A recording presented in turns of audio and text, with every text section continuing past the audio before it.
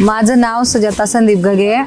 मी Wingrow मार्केटमध्ये सध्या बाजार लावित आहे आणि आमचा स्वतःचा माल शेतातला आम्ही आज इथं विंग्रो मार्केटमध्ये आणून विकत आहे।